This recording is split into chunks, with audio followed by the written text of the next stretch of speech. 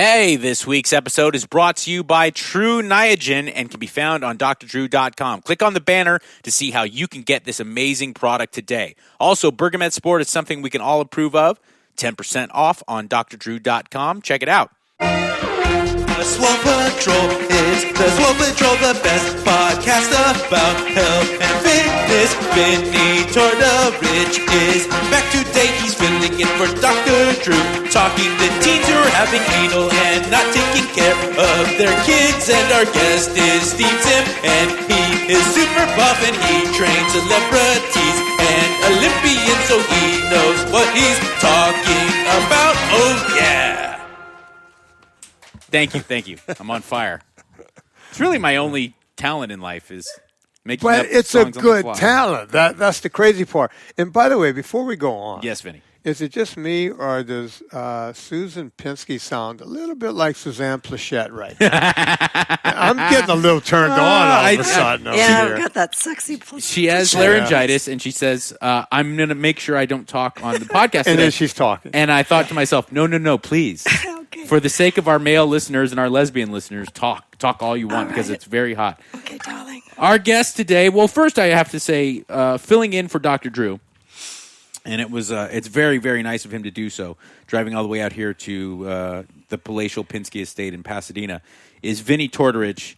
Dr. Drew's doing some teen mom stuff, which is unexplainable. I don't why he subjects himself to the hate of the teen mom crew. I don't see how he does what he does just on a daily basis. You know, just the whole addiction thing is difficult, right? On a good day, it's difficult, But it's rewarding. Yeah. I think. I mean, I could see that. I can speak It is anecdotally. rewarding, but how do you keep your head together day in and day out just doing that? Because he truly believes in it, and he thinks that he, unlike most physicians, has a real understanding about the disease of addiction. What I don't understand is why he would subject himself to the world of Teen Mom. Because I know MTV doesn't pay that well. So if he was like, oh, well, they give me $1 million every time I do it, I'd be like, Drew, I totally get it. But you introduce yourself into the world of Teen Mom, all you have is a bunch of people telling you to fuck off. And like, why did you not do this? Why didn't you say this to this broad? And I'm like, poor Drew has to be beaten up all the time on Twitter because he sits in front of those poor teen moms.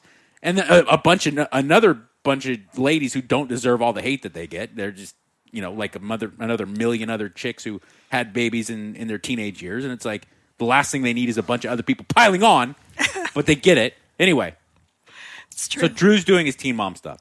And I told Drew, I told Serena, not Drew, I said, she was looking at some of my social media. She goes, so many these vegans hate you. And I said, yeah.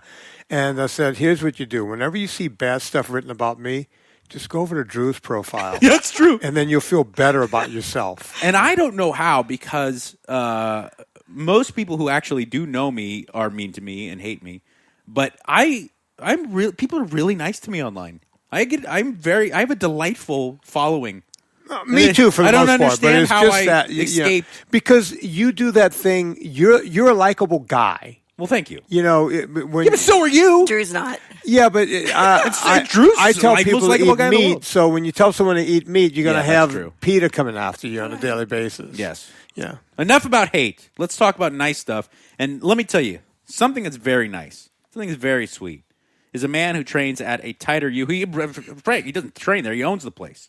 A Tighter U in Culver City, California. A place that I have worked out many a times. A place that my wife works out pretty frequently. It is a Tighter U in Culver City, California. He is the man behind ZimFit at ZimFit.com. Steve Zim, everyone. Yeah. And by the way, not to be confused with a Looser U, which is a whorehouse right down the street, and it also does well. I would imagine a Looser U is frequented well. It's in Hawthorne. I can't say if I've ever actually been there or not, but a Looser U. A Looser U. I know. Yeah. I'm sure you've never been to a Tighter U because you've got your plenty of places to train on your own. But I'm sure you've made your way into a Looser U to just let loose the Tortorich jizz fountain. Yeah. I left all that DNA there. What's up, Steve? Right. Hey, how are you? I'm glad, A, you're here, and B, that we're wearing the same shoes, which is Hilarious. Insane. It'd be one thing if we were wearing white Converse, because that's a pretty common shoe. But we're wearing like a very unique special edition Converse. Only out of Japan, actually. Yes. Yeah. But we're very fashionable men. There's so much I could talk to you about with health and fitness, and I've had you on podcasts and on shows before. But one of the most interesting things I think about you is because, to me, anybody can train someone if they have a little bit of knowledge and get them to look better. You're training professional athletes and Olympians, and training for performance is something that takes a real heavy understanding. How do you separate the two? What are some of the main factors in a broad sense that would separate when you're training an Olympic athlete or a professional baseball player as opposed to just getting my wife to have a better ass?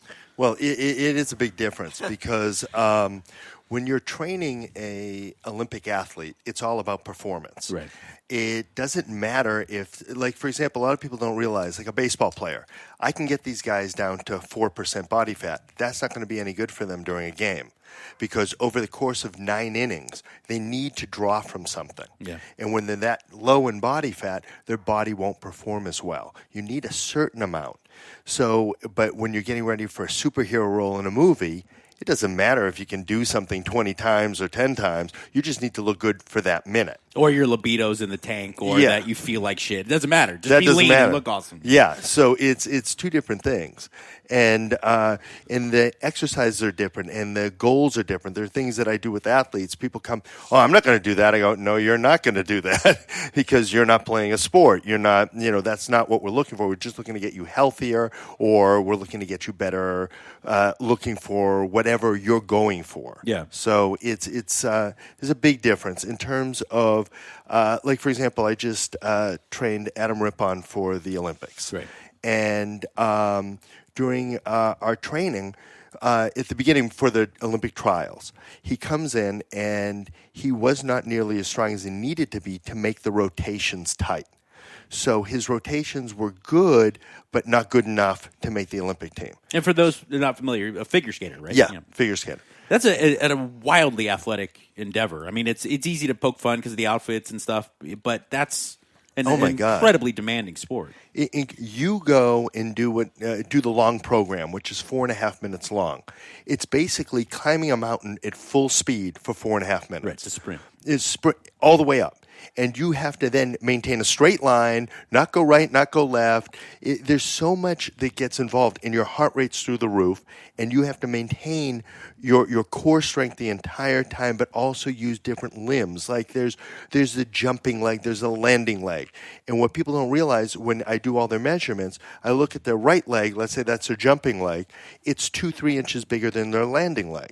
So when you have an imbalance like that, when they jump in the air, they're not straight. So I spend a lot of time evening off the right to the left, make sure everything is symmetrical. And when it's symmetrical, number one, they look 10 times better. Number two, they can also maintain a completely straight form. And then the G's it takes when they jump, you don't realize, but they have to pull their legs and their feet in, and then they have to pull their arms into their body really, really tight.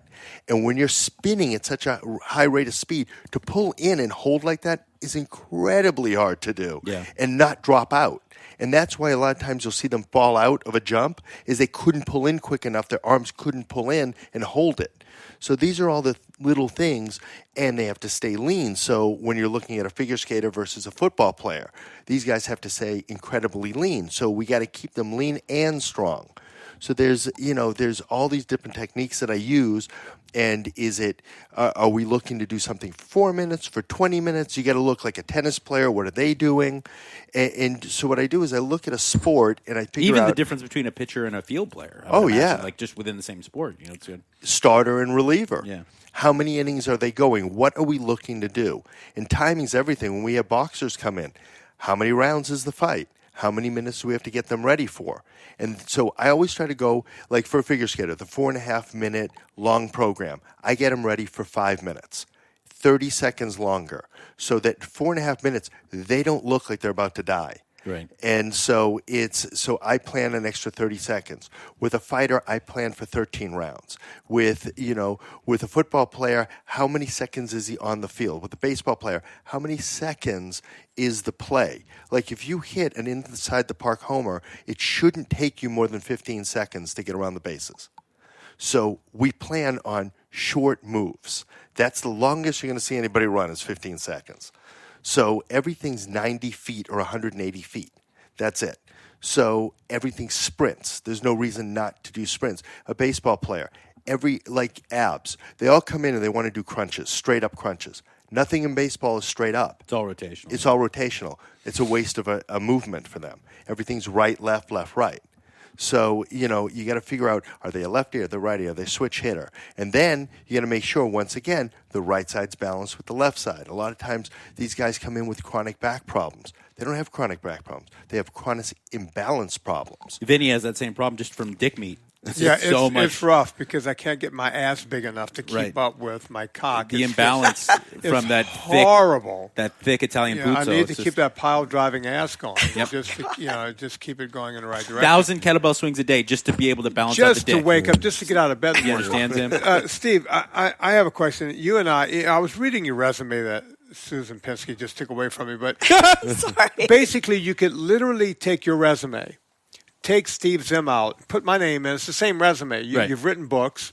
You've what else? Read a couple of his things there. He's written books. Steve Zim, fitness trainer to the stars, and that is true. He trains A-listers. A trainer, author, fitness expert, and owner of one of the most successful personal training gyms in the country. His methods and concepts for training have given him national recognition and acclaim. Steve is known as a fitness expert not only to Los Angeles locals, but also to a national audience. For the past 20 years, he has personally trained Hollywood actors, Olympic athletes, and professional athletes as well.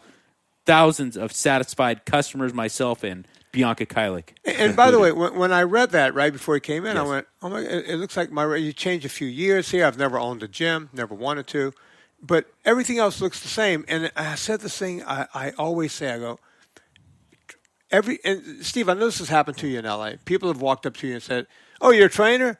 Do you know this guy John? He's a trainer." Yet I've always said that nobody. We don't have an association, a group, nothing. Right? No. We don't know each other. And I went, great. This guy's been in town 20 years. I've been here for 27 years. I don't know this guy. How do I not know this guy? He walks in. It might be the only trainer. I recognized you from your face because for 5 minutes, about 20 years ago, we were in the same gym. And I know that guy. I've seen that guy before. But the question I want to get to, Steve, is, and I wrote this in my book, Fitness Confidential.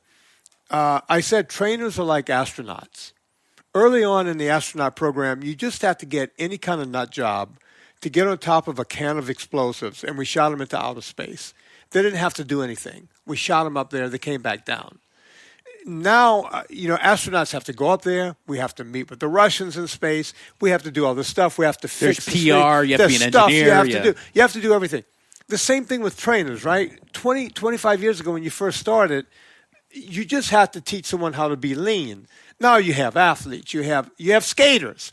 A skater and a baseball player, two different things. I'm sure you have moms who want to be in triathlons, and you have actors who just want to have abs or a size 0 for the next movie. What does that take in your mind to get there as a trainer? Well, it takes a lot of commitment. You have to, a whole thing, like when they come in, this is what happens. Somebody calls me up, and we go, okay, what are we looking to do? So I have to get cut up for this movie role. Okay. So a lot of times with me, I end up talking to the director. He'll call me and tell me exactly what he's looking for. Is it superhero or is it more athletic? And so we determine how far we go. Like, for example, I just trained Michael Keaton for American Assassin.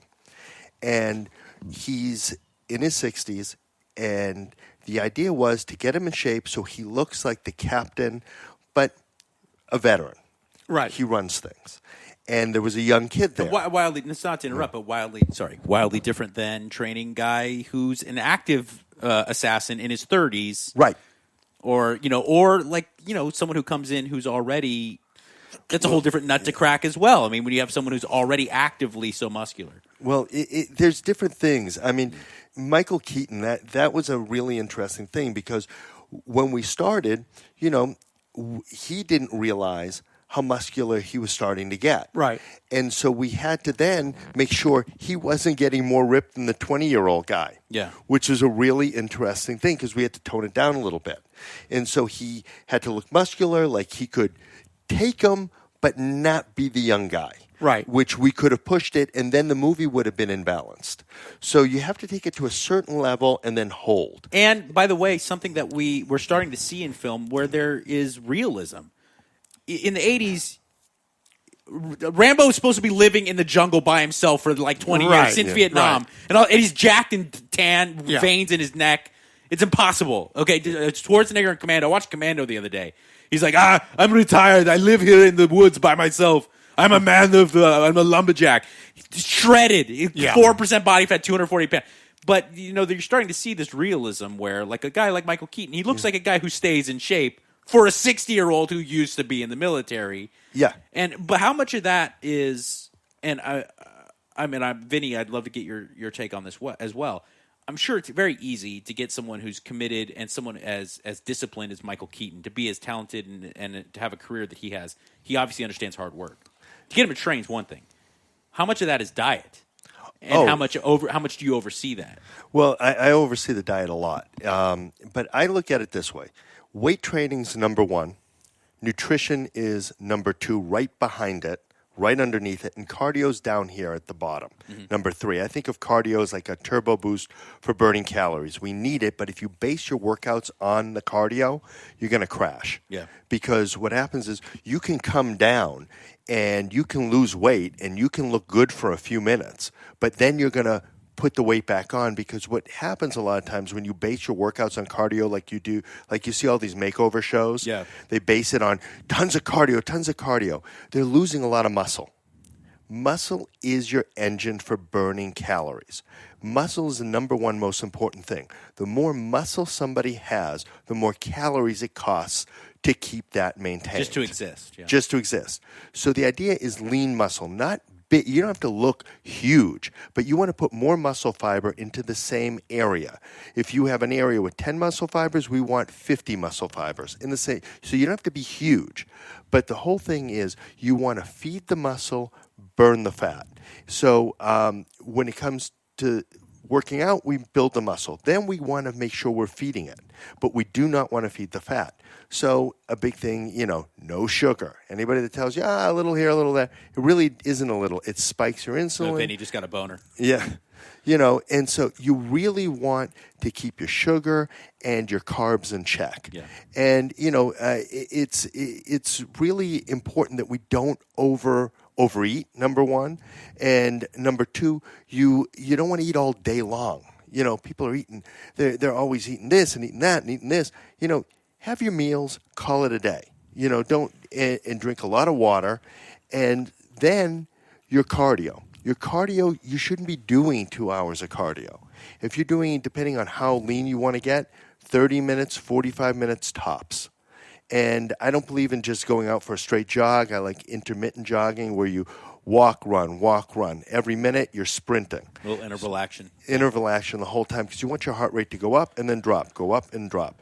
And so when you put those three pieces together, you've got the weights, you've got the nutrition, you've got the cardio. All three together work. Vinny, I'd love your take on this as well. And Zim, you touched on it. Is that one of the biggest kind of falsehoods that you've seen pushed on people for the last couple years? Which one? Because you said a lot of different things. The idea of eating all day, like the small meals frequently throughout the day. That was all started by literally Weight Watchers started that. Because what happens is when you have people living on CICOs, calorie in, calorie out, you're hungry all the time. You're always starving for food. And you're also hungry because on calorie in, calorie out, they tell you not to eat fat. Right. So you're eating more carbohydrates. So the satiety is very right. low. So now you have hormones dictating that you're constantly hungry. You have ghrelin and leptin just gnawing away at you. So that's a problem. So the way the calorie in, calorie out group got people to take care of that problem is, well, just graze all day. Right, Steve? Instead of eating 3 meals a day, eat in between meals. So that becomes 6 meals a day. Yeah. So that becomes a problem. And our system, we aren't cows. Cows have 4 stomachs. They can regurgitate food and chew their cud and just eat all day. We have 1 digestive tract. We're not meant to eat all day. And I agree with Steve on a lot of points. The only thing is I always say diet first, exercise second. And the only reason I say that is because if you cut the problem out at the beginning, then you don't have to deal with the problem at the end. So if you get your hormones in line, cut out some of the carbohydrates. He mentioned cutting out sugar. I say take it a step further, cut out grains, cut it all out. Yeah. Then you don't have a problem. You're not starting at a deficit. And he's right about you're very right about the running. At the end, if you have to put on muscle for a roll, you have to work out. You have to stimulate the muscles. So it's very important. And, last but not least, you bring in, the cardio. So with the cardio, if you're trying to get someone just to lose weight, someone weighs 400 pounds, you want them to lose weight, Zone 2 aerobics is, just give them at 70-79% of their aerobic capacity, and you'll be fine. Well, Steve brought that up with it. You're seeing that on like The Biggest Loser and these transformations. But that's right. the problem. You're dealing with a client group that's 400 pounds or is it's a whole different thing. And by the way, overweight. nothing they ever did on that show was healthy. Right. Ever. That show should have been over on season number 1. It was an abomination of a show. I knew some of the doctors behind the scenes. Early on, they tried to get me on that show. I said no. They ended up getting people who pretended to be trainers, and that's what they went with, and that's fine. But they wanted people to. They starved. Would you agree, Steve? Or where are you on that? They starved. I never watched the show. I didn't either, but I knew what was going on behind the scenes. But, whenever I would see a clip, I would always see him on a treadmill. Yeah. Whenever I saw a highlight, it was a treadmill. And what happens is and they were eating very low. You see, this is where where I go back to foods number 2 is because if you looked at what they did there, they did a ton of cardio. They ate nothing, and they lifted weights somewhat. So that was my understanding of how it worked. And if you look at it, if it's food number 1, where's the muscle? They were cannibalizing their muscle in all the cardio. Well, that's because it was all about weight loss and in an extreme sense. They wanted to get it done in as quick a fashion as possible. The camera had to see it. If you have a 400-pound guy that and at the end has said he lost 180 pounds, it doesn't really matter whether or not he looks better or if he's got metabolic damage or if he has, only increased his diabetic risk. It's just that he lost 185 pounds. And that's where I agree with you both there is that looking at long-term metabolic health is a lot more important in my eyes than to say I can get you to lose 40 pounds by next month. But they caused more of a problem. Right. Sorry, Steve. They caused more of a problem because once the show is over with and you leave this fairyland of losing weight and you're back in the real world, now you have more of a metabolic situation. You've taught them nothing. You've starved them to death. There's no animal on the planet that will purposely starve itself, including humans. So they're going to go back and generally go back to the old habits because that's the easiest. Right. Would you agree, Steve? Yeah. And it's what's known. It's what's comfortable. Well, that's why they have all these shows now, and they're getting sued left and right because these people are not just back to their weight, they're bigger than they were, and they're fatter now. Right. Because if you take a 400-pound person, drop 200 pounds or 200 pounds, now when they put the 200 back on, which they will, it's going to be a fatter 200 pounds because they lost muscle, fat, and water when they came down. They put on water and fat. That's all they put back on. They didn't put on any muscle. So now their percentage is higher even. So it's a really big. It drives me crazy because these people come in. I need to lose 100 pounds. I got to do it in the next 6 months. That's a lot to do in 6 months. And it's not the most healthy approach. Yeah, you got to take it slow. You want to lose 100 pounds? It's going to take you a year and something, but you're going to own it. Yeah. You see, you always have a set point in your life, whatever your weight is. And when you create a new set point, that's really hard to move a set point, but you're just renting that. You don't own that. The longer you hold that set point, now that becomes your next set point. And then to move that, it takes time, energy, and to be able to hold it. The longer you hold the weight, the more that becomes your real weight. So the whole idea is to be able to move and hold, move and hold. And if you're consistent and persistent, you'll be able to get there, hold it, and continue growing and being able to get to your goal. But if you need to do it super, super fast and you don't have a lot of muscle, you have a big problem. It's never going to hold. Is it hard to get females to buy into weight training? I mean, I know just from anecdotal experience, not as a professional in the field, just from girls talking to me, they're like, I want to look like fill in the blank, girl. And then I go, okay, well, start training. And they assume that means get on the treadmill for a half hour, do an aerobics class, and then do some yoga, and I'll call it a day. There's this common misconception, especially amongst women, that weight training will only make you look like a professional bodybuilder. Is it hard to kind of break through that idea? Not lately. Yeah. It used to be. It used to be huge. I don't want to look like Arnold. Well, you're not going to. Yeah. And that's magically what happens. Ask any high school football player. You can just wake up. Ask any guy who's trying to do it. How easy that is. I put on muscle really, really quickly. But a big thing with that, with women is with everybody, but especially women, we take all their measurements because after the first few days of working out, a lot of people go, "My pants are getting super tight." No, it's not that your pants are getting super tight. It's that your legs is the first time they're sore from working out. It's the first time you feel them. Yeah. And now you take a measurement. It's not bigger. It's the same. You're just waking up muscle. You're feeling your pant for the very first time because you haven't maybe worked out in X amount of months or years. So but when you explain to them how the muscle burns the calories and they start to understand that, all of a sudden you go, and we're going to be able to make everything smaller. And I do a lot of these makeover videos showing this. So people who come in now actually have seen these. So they know me from those. So they see what I do, so they trust what I'm doing. It's much easier than it was even a few years ago. Right. I have some questions sent to me because I went online and I said I'm going to be sitting with you two fine gentlemen.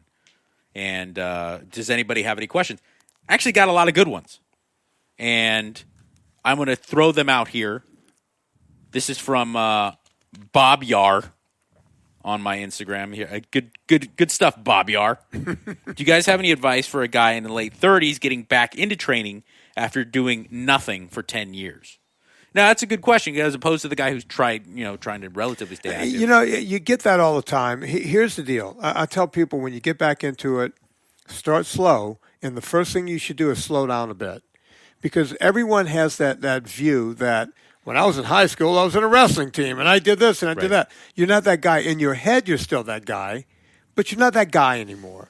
You need to go back in slowly. If you go in too fast, you're going to strip a gear. You're going to get really sore. As Steve was just saying, these women come in and get really sore, and then, you want them to stay in. So I always say start slow, and then the first thing you need to do is slow down. And forget, don't let, as the movie says, don't let your brain cash checks write checks your body can't cash. Right. And that seems to be the biggest problem I see with 30-something-year-olds. Would you agree, Steve? I mean, I do find that, just from my own personal experience, and because I'm that guy. I mean, I was in competitive in bodybuilding in my early 20s and on steroids. I mean, I have a lot of reference to draw from being shredded and big, and I think a lot of my time it's like, well, I'll go and do a double split 6 days a week. It doesn't matter. I'll be fine. There's a lot bigger problem in doing too much than there is in doing too little. Well, let me ask you that question since you were all built up. Yeah. Did you have that fear of smallness when you started coming down, when you started losing the muscle? Absolutely. I had a double whammy of fear of smallness coupled with fear of fatness. Wow. It's like not only am I going to lose muscle, but I'm going to be fat, and even the most incremental blur to my abs was like I had become John the Candy. fattest guy. I was John Candy. Yeah. So it was this weird thing where I was playing this horrible battle with the mirror and the scale at the same time, and it took a while and a lot of therapy to kind of get to the point where I was like, I'm happy just being a healthy dude. See, I didn't do the therapy. When I got out of college football, I weighed 235. Holy mackerel! And my waist wasn't much bigger than it is right now. Right. And then all of a sudden, I'm looking around going, I don't need all this muscle. I don't need all this girth. My legs are 33, 34 each. You only kept the girth in the pants. It's the only place you kept it. You keep bringing that up, Mike. I'm starting to worry about you. You are a married Steve, man, right? it's a really impressive hog. Yeah, you got to see it to believe it. It's a tremendous dong. But, I guess you dealt with it as well. Yeah, you do. That's why I asked, because I didn't mind getting smaller and smaller because I started getting on a bicycle and started doing that, did some velodrome stuff, and then got into other cycling. But at first, people would say why? to you, "Go on," because you were an athlete. I was in bodybuilding. It's right. When the endeavor is all based around how you look, which is what bodybuilding's about. There's something natural, and some people handle it better than others, but there's something inherently unhealthy when everything is based around the appearance. If you're a college football player, if you're a cyclist, if you're a fighter, there's something there where performance is the baseline. And there, to me, tends to be a lot more health worked into that than just something of constantly. You're worrying about your the only problem, I'm trying to go back to that moment. The only problem I had was, I remember I couldn't afford clothes because I was in college. Yes, and all of a sudden my shirts were getting looser, and people would say, "Are you okay? You don't look good. You don't look." It's like, I don't look good? Well, what are you talking about? It's because my shirts were floating on me and my pants were falling off because I couldn't afford to go out and buy any others, right? And I started going to thrift stores to find smaller Levi's and that kind of thing. And they never fit right. They were either too short or too long. How do you get laid in college, even with my hog, with the wrong size Levi's on, right? So that became the issue of, I don't look right anymore, right? That became a problem. Do you deal with that, Steve? I mean, as far as I would imagine with clients, I mean, you trained probably the top of the heap when it comes to body transformation is Christian Bale. And you're a guy who has experience training the man who went from a Holocaust survivor in The Machinist to Batman to Dick Cheney. Like just a giant fat pile of shit. How do you, the final question before we wrap things up, as a personal trainer, as someone who people invest in, and not only financially, they put a lot of trust in you. How do you handle the therapeutic aspect, the emotional aspect that comes along with your body changing? Well, it depends. When you're dealing with certain people, they can block out what's going on. They come in and they're doing it for a role. Right. So they know in the higher level actor you're dealing with, the more is role to role. They will do whatever it needs to get the look they need for that role, be it gain 50 pounds, be it drop 50 pounds. And it's a game-on thing. The switch just goes on. It's not emotional to them. It's different than a bodybuilder that's their life. It's their life for this movie. And then they move on. It's funny. I don't actually train The Rock. He comes into the gym. Yeah. And, it's takes funny. up a lot of space. It takes up a lot of space. He has a whole program on his own. And when you watch him, he comes in and he does his stuff. Yeah. And it's kind of fascinating because he comes in, he's there for anywhere when he was coming in, either 45 minutes, an hour, boom, boom, boom, boom, boom, out he goes. He's getting ready for whatever he's doing. He has 11 jobs. That's why he's like Dr. Drew with a tan. Yeah, it's very so being around it all the time. You're doing it for whatever. It's not emotional, right. And that's the difference. When it's you, it's me, it's him. It's emotional. It's what we make our livelihood from, what we make us feel good, and all that. For them, their body is more like a vessel for whatever it is they're getting ready for. And I want to capitalize on what Steve is saying. He's absolutely right. People always think celebrities are like the Kardashians, where they're rolling around in Rolls Royces and they're buying sunglasses and clothes and the whole thing and just walking around. Yes. The real celebrities, not the Kardashians, the actors. The people who do stuff. They're type A personalities. Right. That's how they made it. Think of all the people who come to this town every day that want to be famous. These are the A+ of the A+. They actually made it. They will stop for no reason whatsoever.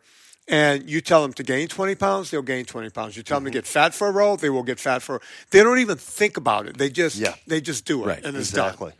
All right, gentlemen. Honestly, it's been a real pleasure, and you guys both kicked tremendous ass. A Tighter U, and that's A Tighter with the letter U, located in Culver City. I can't recommend this place enough if you're in Southern California. It is a boutique gym that has everything you could possibly want with a great environment. And Steve is you're just a good dude, man. And you're someone that I like putting money in your pocket. I like supporting you. The book, ZimFit, the ZimFit program, where can people find out about it? And Well, I actually have a new book coming out, a nutrition book that'll be out in the next few weeks. If you go to atighterU.com, so ATIGHTERU, that's the letter U.com, you can sign up there, and we'll send out an email when the book is ready to go. Pre-order action. Yeah. Okay. And that is, again, A Tighter and the letter U. .com. And of course, Fitness Confidential, everything else at Vinnie Tortorich. Yeah, just go there. Okay. This is Steve's show. Are you done, Mike? I'm done. You are? Yes. So short. I'm sorry. Don't you have some more questions? Well, I thought we were going to wrap things up. No, we just have to take a little break. Okay. Sorry. Jeez Louise. Did Sorry. Did she do this? Yeah. No, I went like that. That's why I like sitting in Drew's position, because you can't see what Susan's doing. Whenever I'm sitting in Steve's position, Susan's doing all this stuff, and I'm like, Well, I'm afraid to speak, so. All right, we'll take a little break. I We'll think be right back. we might have some questions. Yeah, we do. We have a good amount, actually. We'll be back. I want to welcome True Niagen to the show. True Niagen is a dietary supplement designed to boost a key cellular resource called NAD, also called nicotinamide adenine dinucleotide. A lot of research being done on NAD, and while the science is still preliminary, I've been watching these studies for a while, and I've been really impressed. It's so exciting because these studies are showing that the increased NAD levels may potentially help with cellular metabolism, regulating circadian rhythm, and they've even hoped that this may someday slow the effects of aging. Now, while these studies are very early, the science is impressive, and the biohacking community has gotten behind this research. I've been intrigued by the possibilities surrounding NAD and the research behind True Niagen. Check it out. The research is there. The literature is quite good. Check out the website for yourself. And I even had the chance, before I brought these guys on board, to speak with the company's chief scientific advisor. In fact, I put myself on True Niagen after speaking to Dr. Charles Brenner. Great discussion, piqued my interest further. I'm still watching this literature. Look for that interview on the Dr. Drew podcast in June. Now, to learn more about the research, science, and the True Niagen supplements, visit TrueNiagen.com. That is TruNiagen, TrueNiagen.com. Go there today. Anyway. But as soon as poor Drew does Teen Mom, it's like a spike in the hate. Yeah. And I go, why does he do it? It's because he loves doing it. it's because he loves me. And I think, not to kiss Drew's ass, because I know we're filming and I hate doing that. And I hate talking. Are we filming? I hate You're filming? Where? Facebook. I hate talking positively. Did I say anything that I should have said? Wonderful. No, you just talked positively about your gigantic dick.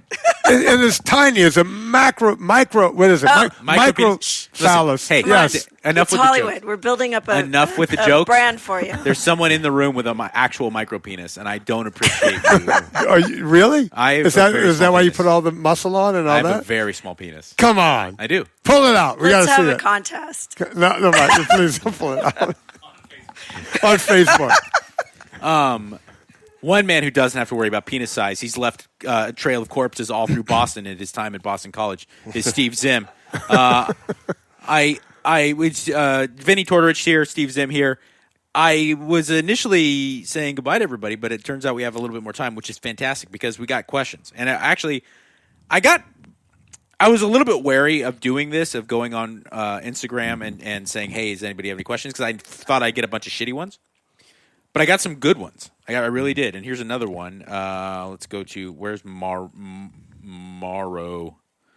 Where'd that guy go? Oh, anyway, he was asking, I've been wanting to strengthen my core, as a lot of people do, but I've been having lower back issues.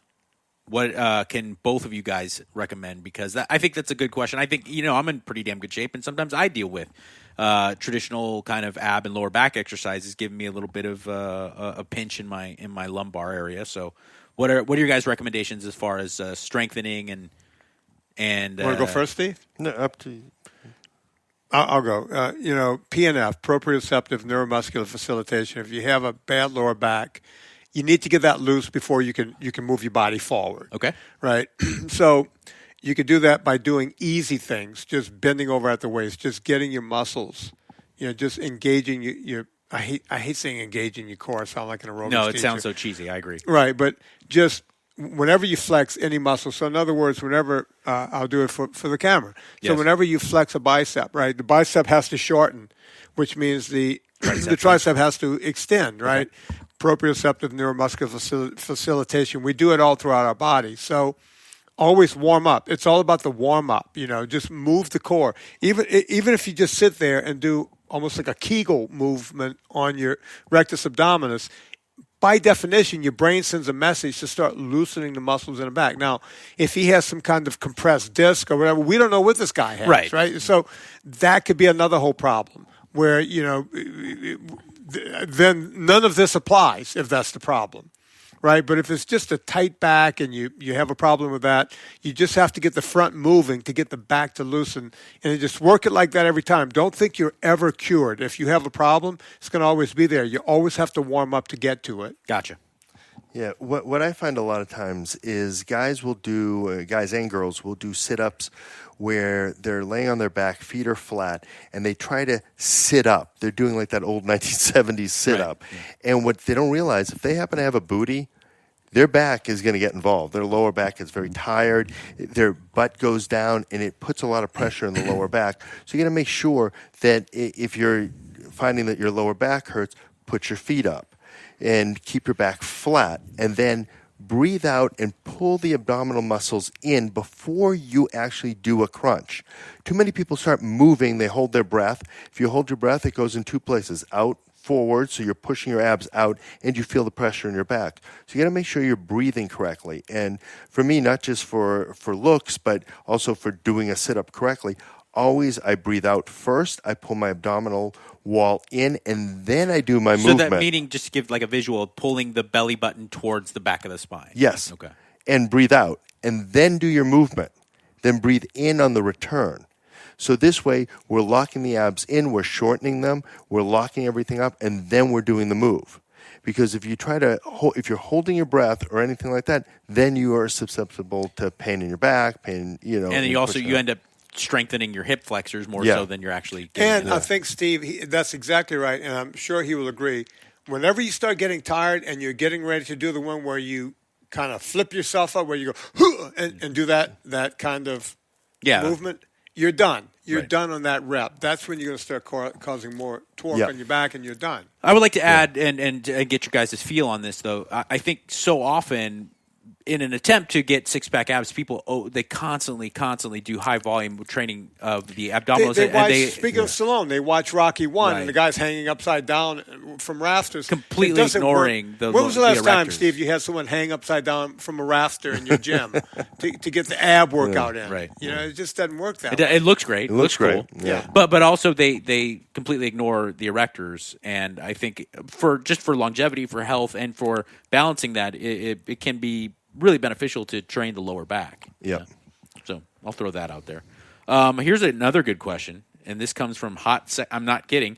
Let's see. Her name is Hot Blonde Girl 6301.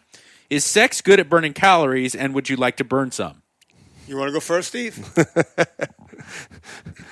I got to let that one go. All right. I want to answer that one. Yes. First off, back when all those years when I was on a bicycle, you get to read every license plate ever, right? Yes. If the license plate said sexy blonde, I guarantee you she wasn't sexy, and she may or may not have been blonde. It's never as advertised. She sent pictures, and I'm almost positive it's a man because these look like she picked them from some I'm hot fitness model website. So wait, hang on. I want to finish this question because back in New Orleans when I had my first show, Talking Fitness on WSMB, I used to get this question. People thought it was a funny question to ask on radio, right? Yes. And I would say, sex. You want to burn 100 calories an hour? Have sex. Here's the thing. No one has sex for more than 45 seconds. And if you think you're killing it, time yourself. Right. And you will see that you're not having sex for as long as you think you're having sex. Number one. Number two, how many calories do you think you burned in that 45 seconds? Not many. Right. But you lost. I usually lose at least 3 ounces of weight from jizz, just from excretion. In that case, yes, yes. By the way, that was Mari Blue 25. The core question. That was a good question. Yeah, that's very good. Last one I got, and I think that another good one because so many people want to lose weight quickly, but this guy seems to have the motives in the right place. In an attempt to get my brother off his ass, who's wildly overweight, I challenged him to a weight loss, but for overall body fat percentage, our challenge is up in 6 months and it ends in July. I've been working out 5 days a week. Is there anything else I can do to up my game when it comes to overall weight loss when we're dealing with body fat? I don't know his game exactly. Right. I mean, let's. He just said that he's working out for 5 days a week. That doesn't. I don't know what that means anymore because the first thing I would say is when people are talking about weight loss is that if you haven't already dropped your carbs, do it. I'm not always I know Vinny's a big believer in no grains, no sugar, and I support that fully. But for certain issues, especially when someone's training super hard, I always if you've earned the carbs, they can be there. But if you're just going for weight loss, really drop them out because on top of whatever caloric deficit you get from taking out the carbs, you're going to get the benefit of the satiety of the fat and the protein. Sure. But also, the last part of the word carbohydrate is hydrate. And you get that added boost of the water weight that comes off. When I drop my carbs significantly, I get that added push of sometimes I can get 3 or 4 pounds, boom, just like that, in a couple of days. So that would be one added benefit, to me. There's another side to that I've always hated, and I'm sure Steve has run into this in Hollywood too. I trained a lot of execs, right? And they'll all get together. Each guy will put up $10,000. There'll be 10 of them. Yeah. And they do the weight loss competition, winner takes all, that sort of deal. And then they'll call you and go, okay, here's another 10 grand, get me in shape really fast. And it's always a fool's game because you're doing all kinds of unhealthy things and you're not learning. It's almost like The Biggest Loser for rich people. They're not learning anything. You're not teaching them anything. And in my case, it was taking 10 grand for not teaching anyone anything other than to have them win 100 grand. Right. Right. So it's a zero-sum game. If you have a competition with people do it at work, people do it brother and the whole thing. Make sure, if nothing else, that you learn something along the way. And that's what I wrote about in my book. I talked about the first chapter. I talk about an actress that Galen Morey had me go, and Disney had this new act. It was Margaret Cho, as it turns out. And it was 1992, and I took 60 pounds off of her for the Margaret Cho show, right? And at the end of the book, I go back to that and say, you know what? I felt like a hero at the time, but I was really a zero because I didn't teach Margaret anything. Look at her now. She's gained all the weight back. She's always been fat after that. She didn't learn anything. I didn't teach her anything. And that's when I changed my game in 1992. It's not about just making people lose a lot of weight for 5 minutes. Habit forming. Right. And I know Steve goes through that problem too all the time because people, I need to be this for the movie, and then they go right back. And it's always important for the trainer to teach the person something along the way. Do you agree, Steve? On top of just getting the results, habit forming, right? Well, yeah, because it goes back to that thing I said earlier. You only lease it. When you get to a certain point, if you didn't learn how to do this, and if you didn't put the muscle on, learn how to eat properly, and enjoy how you're eating, and not just do it to get to a certain point, not only are you going to put that fat back on, you're going to be fatter. Yeah. You're going to be more unhappy. And that's, the whole thing is to get you feeling good about yourself. You win the 10,000, you don't win the 10,000. Who cares at the end of the day if you're healthier and you live another 10, 15 years more than the rest of those guys that you did this challenge with? I mean, the whole thing is to really educate yourself when you're doing this so that you own it. And, I always say, you go back, you teach the people, a guy goes, I want to work out chest every day. You can't work out chest every day. Do you understand? We don't make any muscle in the gym. All we do is tear muscle in the gym. The better I tear it, then you repair it. And then the whole idea is you repair the muscle over the next 24 to 48 hours. Then you can hit it again. So if you hit chest on Monday, the earliest potentially You could do it as Wednesday. I'd rather have Thursday or Friday, because that's where the muscle's being built. The moment you stop working out is when muscle's being built. And so, I try to teach people how to eat properly, to set up before the workout, to eat properly, to set up after the workout. So this way it becomes part of their day. They know when they're eating, what they're eating. They know when they're exercising. Do they exercise, like eat breakfast and then go exercise? Or do they exercise without eating breakfast and then eat breakfast after? These are all questions they have to figure out what works best for them. For me, I don't like to eat anything. I'd rather go work out, because your insulin levels are low, your body's ready to burn fat. If you eat within 2 hours of working out, your insulin levels are high. When your insulin levels are elevated, your body will not use fat for energy, period, end of story. Which is great if you're a linebacker. Right. It all depends what you're trying to do. LeBron James, which is leads me to my next question. I'm glad you brought that up. And I'm curious to hear both of you weigh in on this. Because of the internet, which is this amazing tool, and it's this wealth of information. Right. Oftentimes great information, oftentimes shit information. Because people are coming in now probably in a different way than in 1993, when they're coming in with an open mind saying, look, you're the professional, I'll do what you say. Now people oftentimes are coming in saying, well, I read on pieceofshit.com that I should have, a bowl of oatmeal before I come in to train, or that science is bigger than real science. Bro science. Yeah. Are you finding a lot more of your hard-headed clients coming in to train with you that are know-it-alls? More people know more stuff. I don't know if they're that hard-headed. Yeah. I don't find that much, but they do know more, a lot more, because there is more to read. There's more. They see things and they go, well, what's this? And then, but I can also explain it well, and they trust me. So then this way, then when I show them, it's all about, first time you come in, if you work out and you don't feel something different when you work out with me, then you're not going to pay too much attention. So my job is to make you feel it. By the end of the week, you start seeing something. By the end of 2 weeks, people are seeing stuff. They're like, hey, wow, what are you doing? When they see results, that's where they get more into what we're doing, and they're more open-minded to whatever I have to say in terms of what direction we're going in. Yeah. But if you don't see a result, they always come in with 50 zillion things. That's why my job is to get a result, and then it's my way. Yeah. But if I don't get the result, it wouldn't be my way.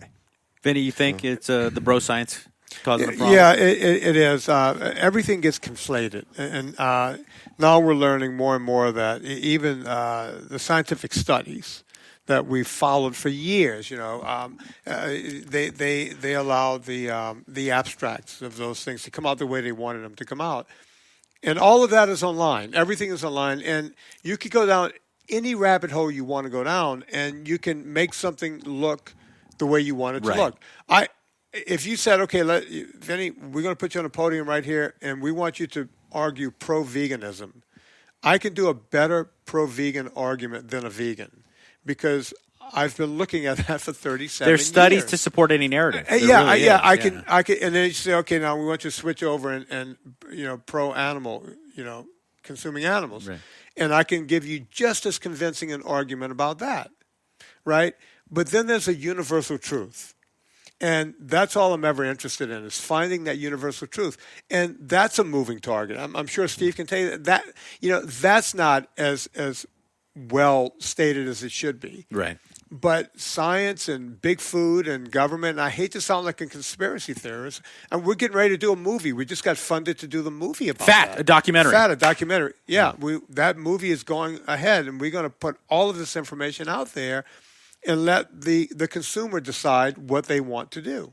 It's not going to be like What the Health or Cowspiracy or, Forks Over Knives or any of these conspiracy films. It's going to be a film showing from experts. All I'm doing is interviewing these doctors. Right. They're going to do all the work. Nice. Right? And that's no one has ever done a movie about that. It's always been this side. No, there's always side. an agenda. Yeah, no agenda. Here it is. We're going to invite vegans along. We're inviting everyone along.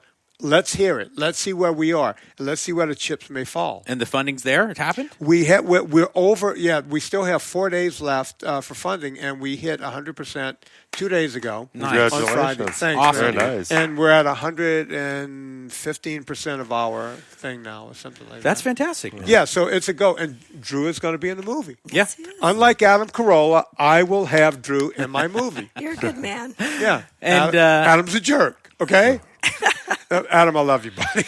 Adam can afford to be a jerk. He's as talented as you know what? Let me just say something. You know, without Adam and Drew, none of this would be possible. Yeah. You know, I was bumping along. You know, the book had done really well. My podcast has been around for 6.5 years. That's done really well. And then one day I was invited on to Adam and Drew, and that started that whole thing. And then Adam went, wait a minute, let's bring this guy on my show. And I've been on that show every 2 weeks for 2.5 years. And all of that brought me to a bigger audience that's allowed all of this to happen. So why? I love if you Adam can get the, and if love you can Drew. get I the feel like I have Corolla friends. world behind you, it's a gift. And by large degree, that's I got lucky. Yeah. That happened. So everything is moving ahead, and I have those two guys to thank. And on that same note, Steve, you're a guy. Vinny and you, Steve, Mr. Steve Zim. I respect both of you so much because in a world where there's nothing but a bunch of social media meatheads who are just promoting their business with a lot of emptiness. It's hollow. It's just a lot of like amazing exercises online and a bunch of really bad fake tans. You guys have both relied mostly on just putting the information forward and getting the job done. But you accidentally stumbled upon an alarming amount of success online recently with the BuzzFeed stuff. Yeah. I'll tell you, this is a story. It's kind of funny. For 10 years, I was back and forth from LA to New York doing the Today Show and loved it. It was fantastic, and it ran its course. And I wrote 3 books, and life is fine. Everything's good. Then about 1.5 years ago, my 18-year-old daughter, Taylor, said to me, hey, Dad, you're not on Facebook, you're not on Instagram, and all these trainers who don't train anybody have these big followings. You got to do this. I'm like, okay, you do it. And so, because I get to work by 6 in the morning, 7 the latest, I'm there till 9:30, 10 o'clock at night. I'm like, I don't have time for this. So she does it. So within a week, we get a message. It says, hi. And she goes, what do you want to write back? I go, hello. So she sends it back. About a few days later, a producer, the guy who wrote hi, is a producer from BuzzFeed. He goes, listen, I saw this thing you did on the TV show Extra with Chris Evans, who plays Captain America.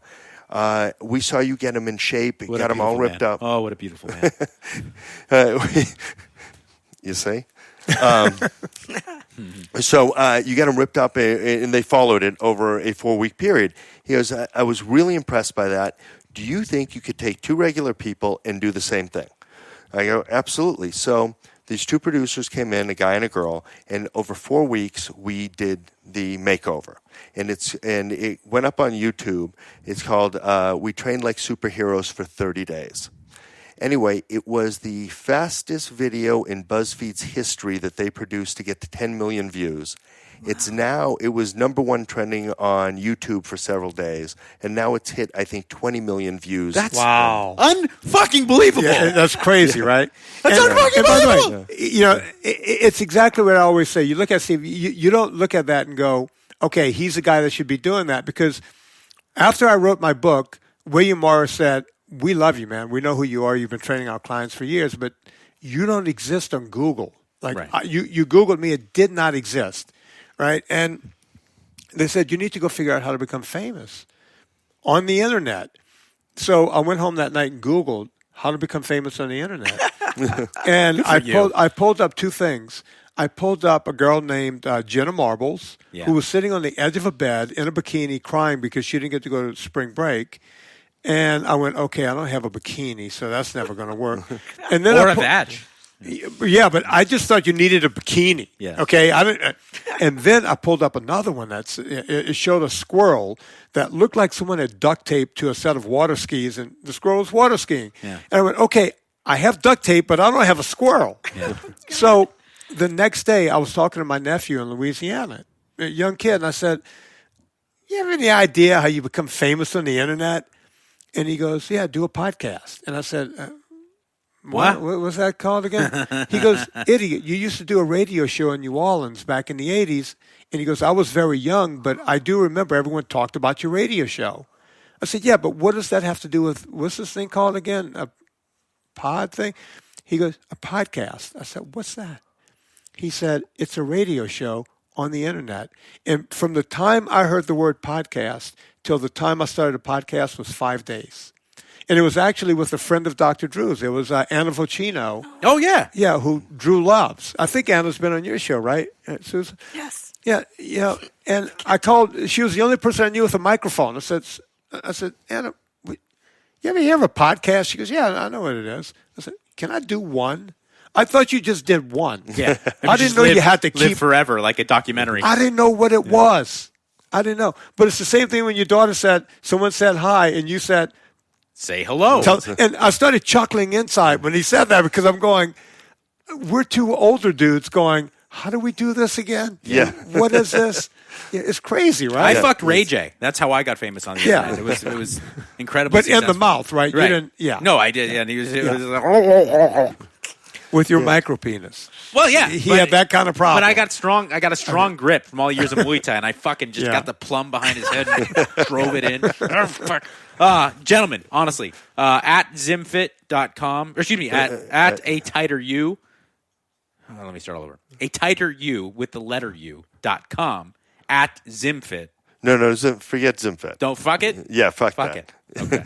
Yeah, just a tighter you. At a tighter you, and then also a tighter you. And that's a tighter, the word A, tighter, and then the letter U.com. Located in Culver City, it is also a gym. I can't recommend it enough. Steve, thank you.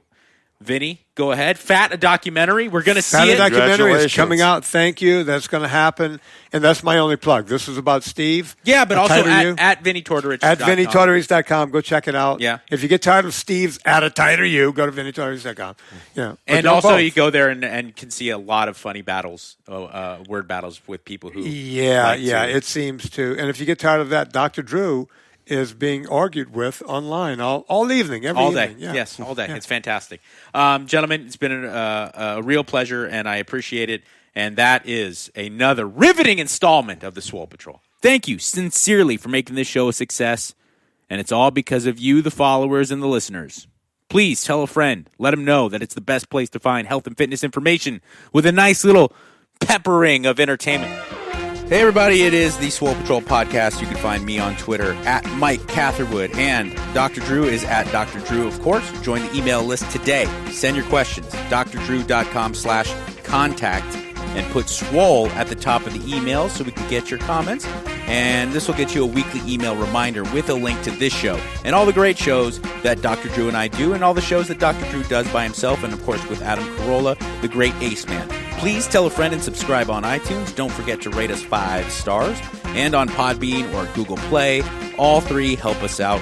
We also are on YouTube/Dr. Drew, and hope you can give us all your comments, even if you're a troll and you want to destroy our feelings and our emotions. Support our sponsors and the show. Click on the banners on drdrew.com for the links to products for special discounts for the products Dr. Drew and I endorse 100%. Send questions and comments to our Facebook page, facebook.com/Swole Patrol Podcast, or on Twitter at Swole Patrol Pod.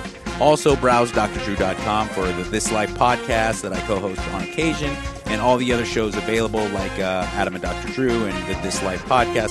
A lot of great stuff. Don't forget to check me out on K-Rock in the mornings on the Kevin and Bean Show. And be good. Be swole. #Swole Patrol.